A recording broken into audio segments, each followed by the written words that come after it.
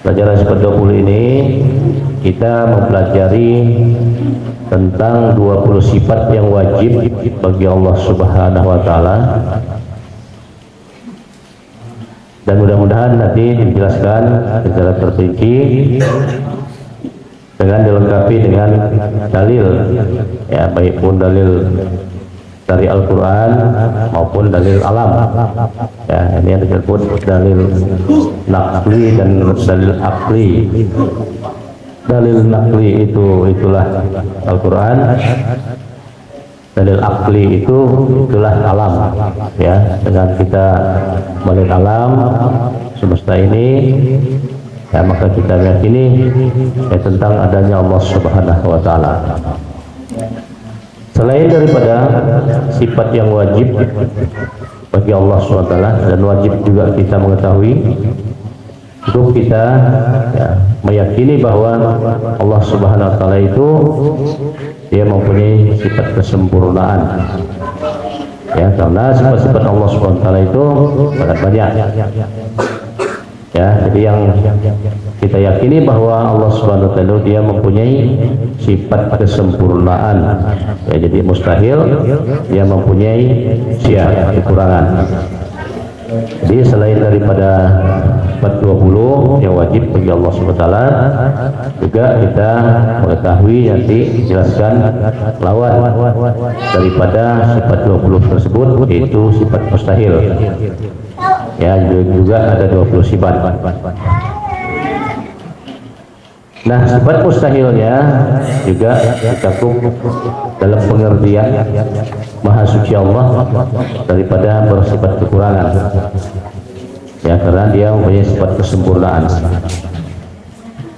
Inilah dia yang akan dijelaskan, ya, tentang ilmu ketauhidan, ya, insya Allah akan dijelaskan satu persatu.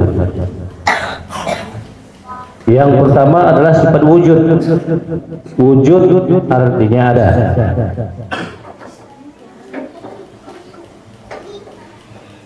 Maka mustahil tidak ada. Allah Subhanahu wa taala berfirman, Allahul ladzi khalaqas samawati wal arda wa ma bainahuma. Allah lah yang menciptakan langit dan bumi dan apa yang ada di antara keduanya. Ini surat Al-Quran, surat As-Sajdah ayat 4. Ya. Di sini dijelaskan bahwa Allah itu bersifat wujud. Wujud itu artinya ada. Ya. Nah, yang dimaksud ada di sini adalah zat Allah Subhanahu wa taala. Itu yang ada. Kemudian lawan daripada sifat wujud itu adalah sifat mustahil. Ya, mustahil. Zat Allah Subhanahu wa taala itu tidak ada. Itu lawannya. Ya. Karena Allah Subhanahu wa taala berfirman. Berarti Allah yang berkata-kata. Allahul ladzi khalaqas samawati wal arda wa ma bainahuma. Allah yang menjadikan langit, menjadikan bumi dan semua barang yang ada di antara keduanya. Ya, ini kalamullah, firman-Nya Allah. Tentunya kalau ada firman-Nya, ada kata-katanya, ya, mustahil tidak ada yang berkata-kata. Ya, dan Allah Subhanahu wa taala sendiri yang menjelaskan, ya, tentang penciptaan langit, penciptaan bumi dan semua barang yang ada di antara keduanya. Nah, sekarang itu dalil naqli namanya yang ada di Al-Quran. Nah, sekarang dalil aslinya kita lihat, ya, kata Allah, Allah yang menjadikan langit. Nah, kita lihat langitnya, ya, ada langitnya. Walaupun, ya, tentang langit itu sebetulnya kita tidak mengetahui yang sebenarnya. Ya, yang kita lihat itu sekarang itu namanya batas pandangan mata. ya, batas pandangan mata kita. Yang langit yang sebetulnya itu kita tidak tahu, yang sebenarnya, ya. Nah, kecuali mungkin ada rahmatnya Tuhan sehingga kita mengerti, ya tentang langit-langit itu. Ya, kalau ada rahmatnya Tuhan. Tapi untuk sementara, ya kita lihat, walaupun itu mungkin batas pandangan mata kita, tapi kita yakini bahwa langit itu ada.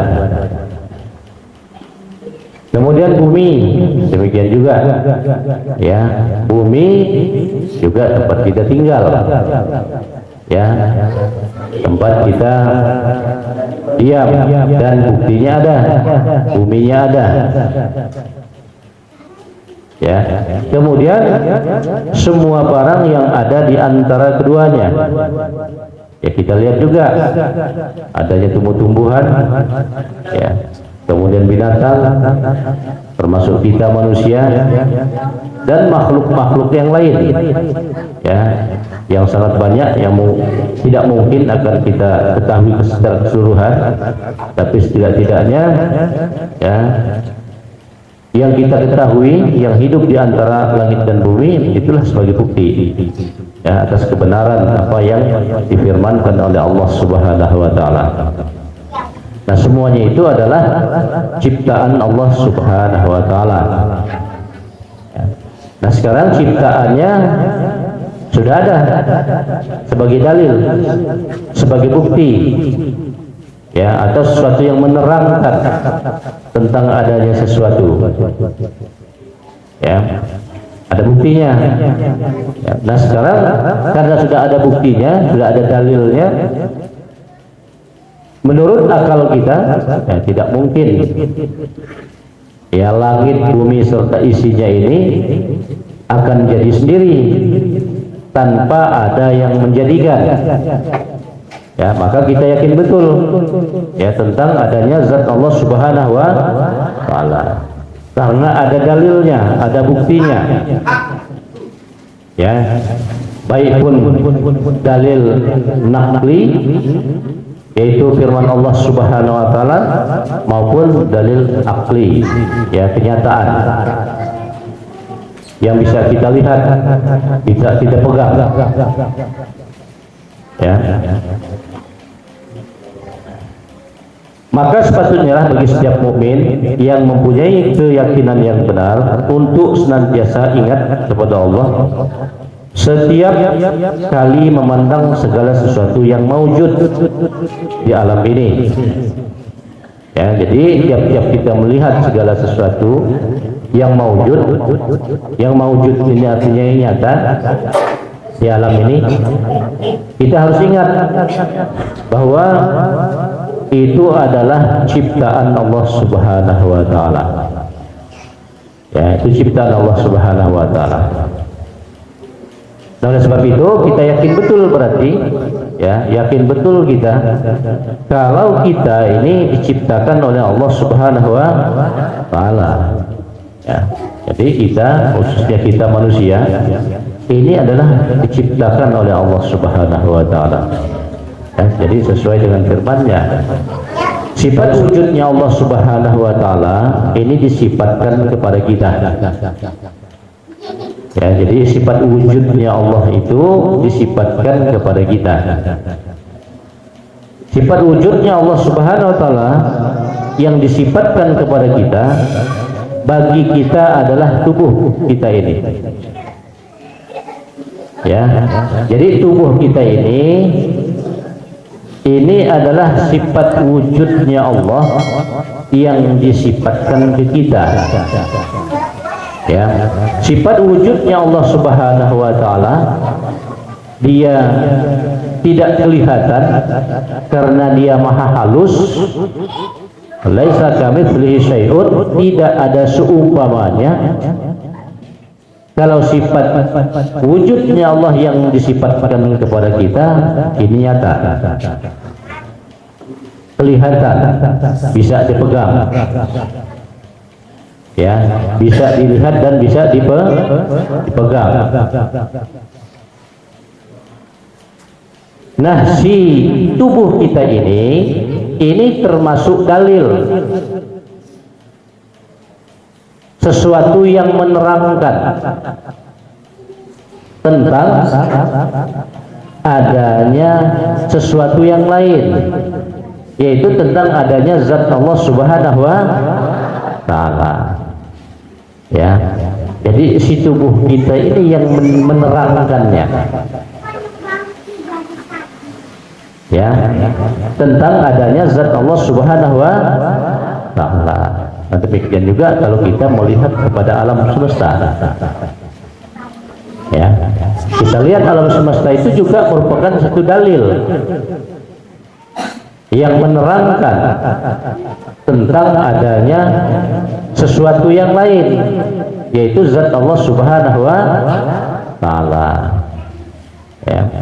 Jadi apakah kita melihat tumbuh-tumbuhan, mungkin melihat binatang, melihat gunung, melihat laut, dan lain sebagainya, semuanya itu merupakan dalil, ya, namanya dalil akli, ya, sehingga akal kita membenarkan, ya, tentang adanya zat Allah Subhanahu wa Ta'ala. Ya, jadi saya ulang lagi, sifat wujudnya Allah Subhanahu wa Ta'ala, dia laisa kamitslihi syai'un, tidak ada seumpama. Sedangkan sifat wujudnya Allah Subhanahu wa Ta'ala yang disifatkan kepada kita ini nyata, ya, bisa dilihat, bisa dipegang, ya. Nah, jadi kalau saya ambil satu perumpamaan untuk mendekatkan paham, ya, mendekatkan paham kita, umpamanya kita melihat, ya,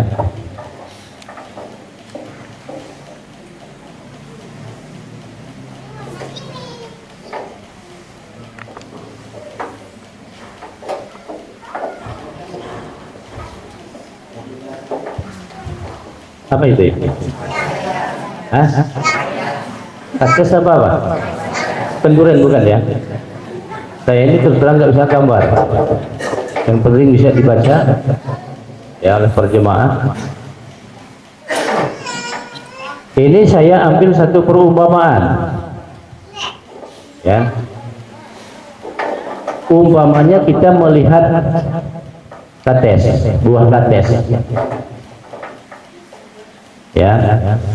Nah, seumpama wujud buah kates yang kita lihat ini seumpama itu tubuh kita, itu tubuh kita, ya. Kemudian di dalam kates ini ada sesuatu yang terkandung yang nggak bisa kita lihat, ya, kemudian juga nggak bisa kita pegang, tapi bisa dirasakan, ya. Nah, itulah rasa kates, ya, rasa kates yang terkandung di dalam wujud kates ini, ya. Jadi wujud kates inilah yang menjadi dalil sebagai bukti yang menerangkan tentang adanya rasa kates. Sedangkan rasa kates itu, ya, tidak bisa diumpamakan seperti apa wujudnya, ya, tetapi bisa dirasakan.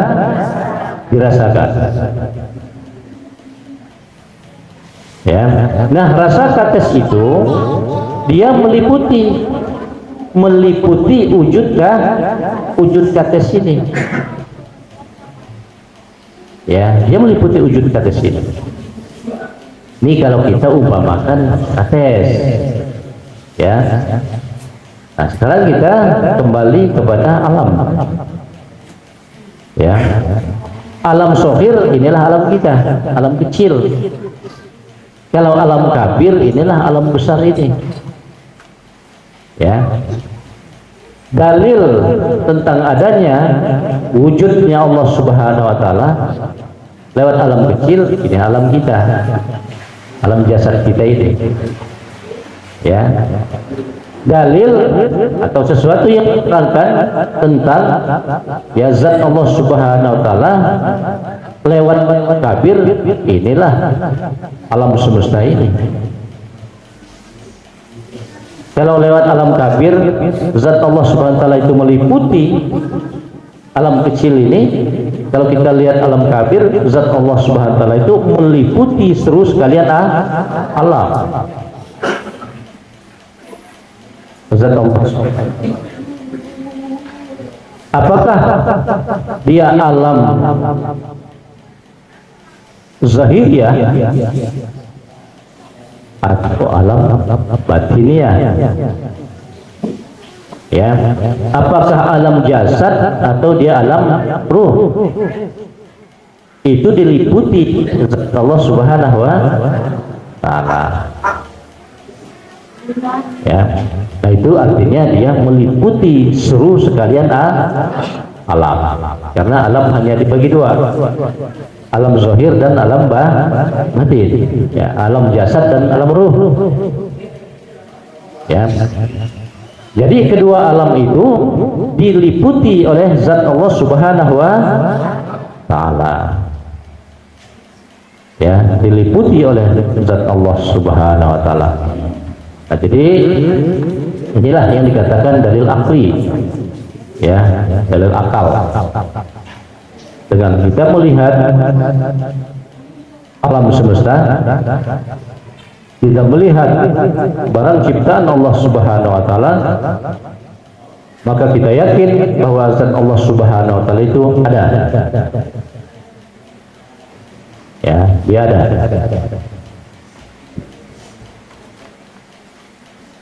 Nah, inilah ya pengertian tentang sifat wujud. Ya, pengertian tentang sifat wujud.